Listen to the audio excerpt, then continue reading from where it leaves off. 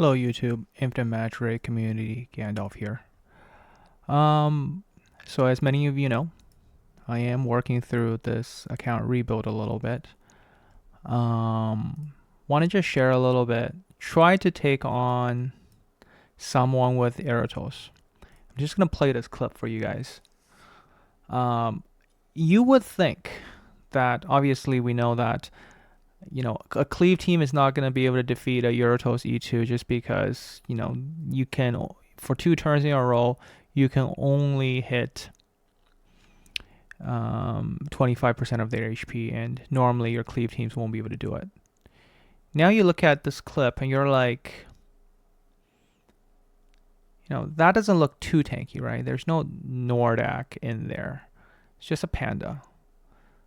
Here, I have much higher stats advantage here. Like, just look at comparably. Like, my Wukong, his Wukong, right? Like, and this is before I even have a HP buff on him, right? Without the HP buff, it's like stats wise, Nordak. I mean, just comparably speaking, right? Here's his Lydia. Here's my Lydia in terms of. I think he has the HP buff on right now. Yeah. Without the HP buff, like, it'll be comparable. But just stats wise, I'm way ahead, right?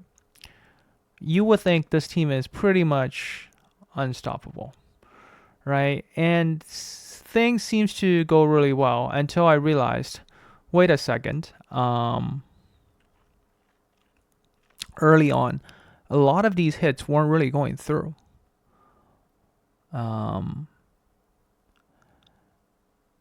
And the damage from Eratos skill 2, these bursting notes, they do a surprising amount. And when counter attacks are targeting Eratos, they aren't happening. So now she's at like 13 stacks, right? Like, increase the damage dealt by burst notes, right? It gets to a point where these burst notes hit so hard, and it also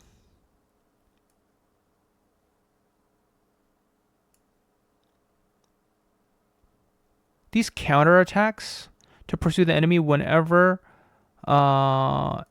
enemies under 30% for the first time, and to be able to have that pursuit every 2 turns is a really strong slay move. Did you see that event? In case you didn't notice. So what happened was all of them got below 30%, and she just triggered that. So trying to beat Eratos is actually a little bit of a pain right now. There's also thoughts about, cleave teams are kind of dead. You can't really cleave stuff anymore.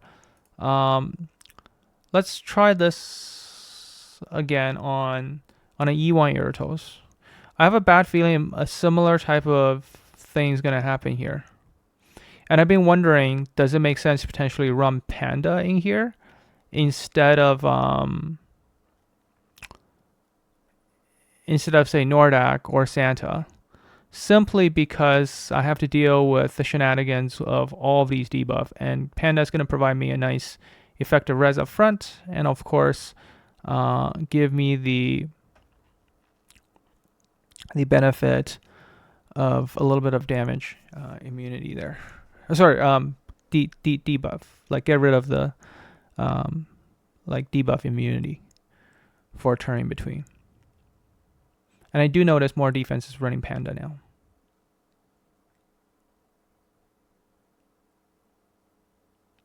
At least it's going in my favor a little bit. Eratos is still alive though.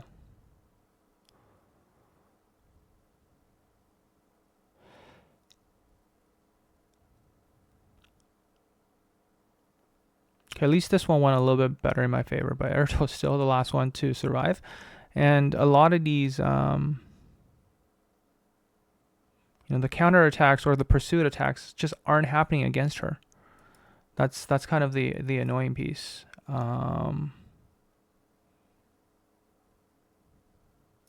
So let me know your thoughts on Eratos. I mean, Cleve definitely is dead. Someone showed me briefly like a championship team where pretty much every team is kind of anti-Cleve. I'll say yeah. As much as Cleve is dead, I mean, okay, well that I can't cleave that. That's a level 5 pet there, but I do feel like yeah, it's doable, right?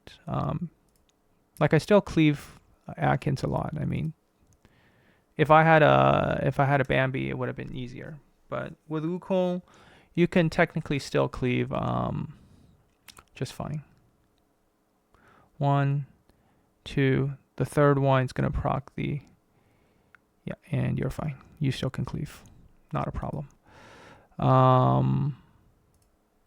We can cleave this one.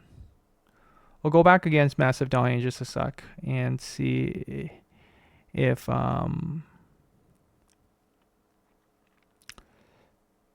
we can do something about it. Oh, see the fourth hit is gonna proc the big jack from there. Let's try Massive Dawn. So this one again, I have a feeling that, like, see, this is the thing with the traditional team without Eratos, we're fine. We're fine. We should be fine, right? This defensive team should help me survive pretty much anything. The problem always come down to not being able to deal with Eratos. So people were talking like she's definitely like we already see the numbers on the PvE side. I don't have one to showcase. Maybe like I'll talk within the guild to see if I can borrow someone's account to just do a quick showcase of the ridiculous damage at E3. But in PvP, I wasn't expecting the counter-attack play to be that impactful originally. After seeing it firsthand, after fighting one, it made me realize, yeah, having her as the main DPS in a slow and drawn-out battle gives you quite a bit of advantage. So I've been thinking about, okay, so what do we actually do to deal with this? And the idea that came to mind was along the lines of, what if we bring Nita back? If we bring Nita back on something like a Devouring set, focusing a little bit more on attack stat than the Mastery, because the Mastery is going to get just completely shredded away. But your Mastery can't go below 0, right? So Wukong's going to give your team, I think, 200% or so anti-Mastery. So it's pretty much like you have no Mastery stats. So if you just focus on skill damage and focus on attack, you might be, and poison damage as well. That's perhaps where you could still squeeze out enough damage. And because of the fact that it's all multi-hit, you might have a better chance of surviving it. Oh my god. This is going to come down to real close. I think it's whoever manages to do the... I got 2 of his stacks from Bambi down already, but I just need to do a big hit from Henle, and I think I got this. But I don't know if Henle... Oh, perfect. Henle just healed there. Oh my god, this is such a ridiculous draw-out fight. Like, not having a mythic pet, Mystic Beast, hurts me so much. But this also says, you know, the power of this account really is still showing with that massive Sanctuary and crazy gear, auras, and stats making this possible. Like, this Henle is taking such a beating and still hanging in there.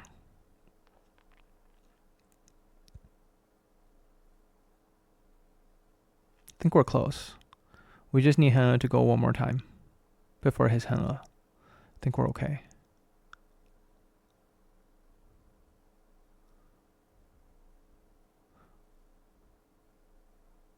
I think this is the turn. Is it? Henle's ultimate. Why is Henle... Oh, there we go. Henle just went. But, wow, that hurts so much.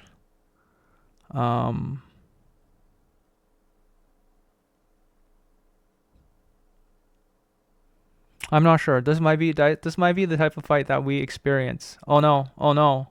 I thought I had it. I thought I had it. Uh-oh. Yeah, I think I'm a goner. Um that Jingle Bell somehow managed to sneak a couple of ones in.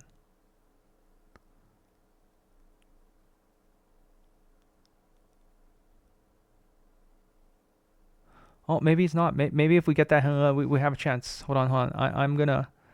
Oh, it's true. Well, this is very suspenseful here. We're 120 odd turns in. Wukong might pull off a miracle here. Oh my. What a surprise. What a surprise. I think we got it in the bag, but wow. Um, I don't know if you guys watching paint dry. This kind of feels like watching paint dry. What? Wait, that was my Lydia died there. Oh my god, don't tell me this goes to 300 turns. That'll be absurd. Um I think we can use the skip button, right?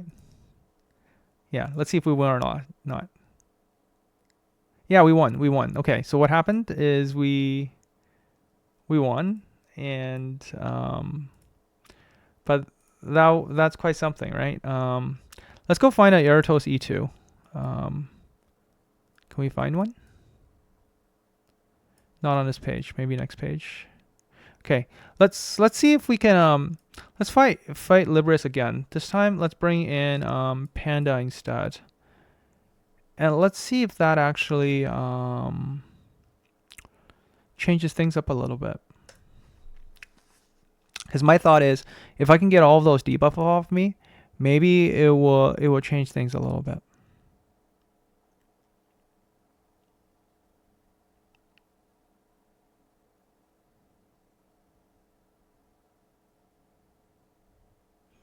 But a lot of these pursue attacks against the enemy, right?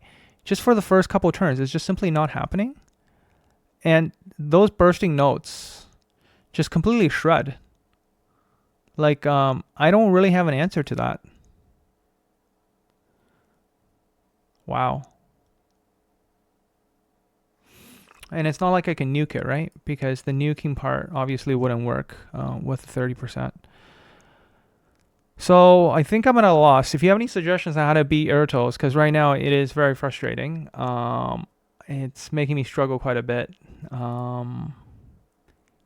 If you have any suggestions, please leave in the comments below on what do you think is the counter to Eratos, other than, hey, I'm just going to run Eratos against Eratos.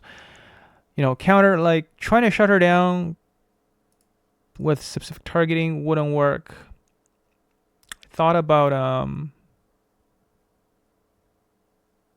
I thought about deep freezing, where you kind of turn meter reduce and let's give this a try. Because there's still always Panda, right? Panda is the annoying part, is Panda will still always exist. So we can try things like we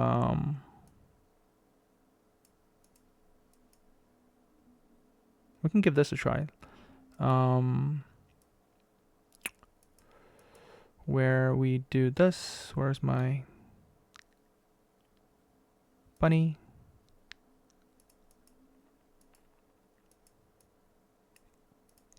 Popper. And the idea here is you manage to pull off a bit of a deep freeze, right? So it's kind of going for the permafreeze comp. And go for the kill that way. Yeah.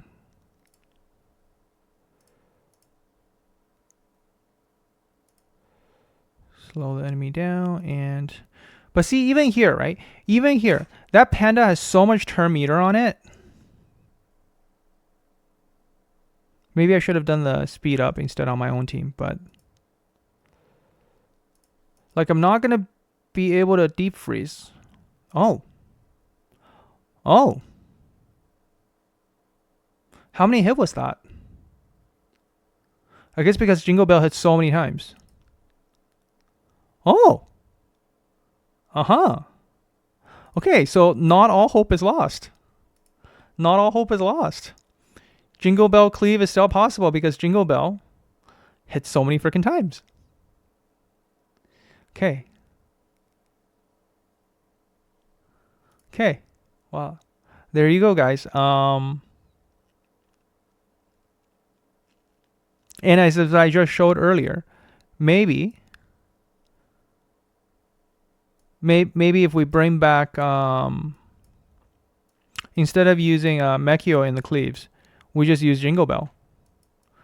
Oh, let's go find another one. Can we make this one work with Jingle Bell?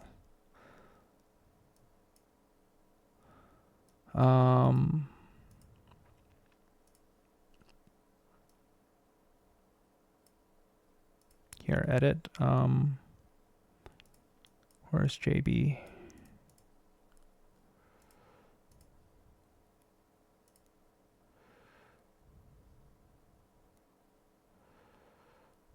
Let's see if we can make this work. Because I do feel like Jingle Bell doesn't hit as hard as Mechio.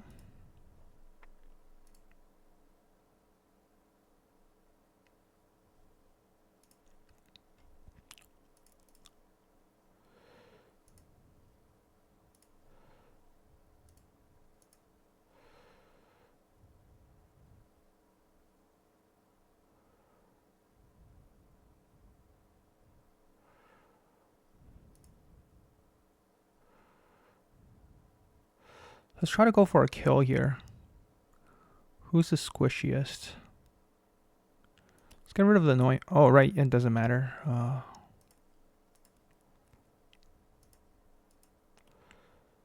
See, we didn't get a kill. That's the thing.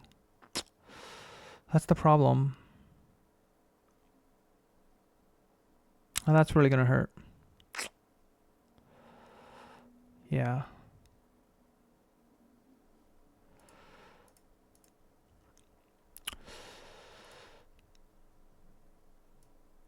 I guess that's the thing, right? With, for example, a team like this, you can only stuff so much stuff on it. What if they ran Aerotos plus,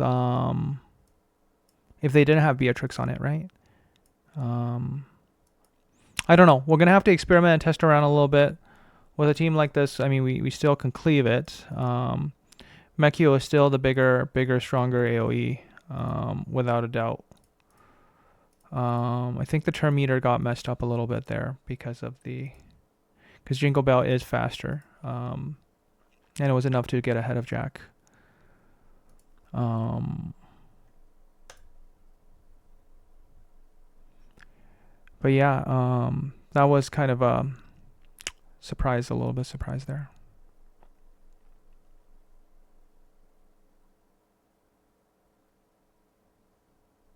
Okay. So there you go, guys. Hopefully you enjoyed the video and the commentaries. I see a glimpse of hope. I mean, but again, like if this account is really struggling, that's a really bad sign for the level of imbalance that's being introduced to the game with some of these new heroes. I think we really need to adjust to the meta. We're seeing more and more tank teams. We're seeing more multi-turn battles. I think it brings more variety. I mean, the teams are more diverse than ever. Like, I remember back in the days where everyone literally using the same attack team will cleave through every single team, or a defense team is so strong that it's unbeatable.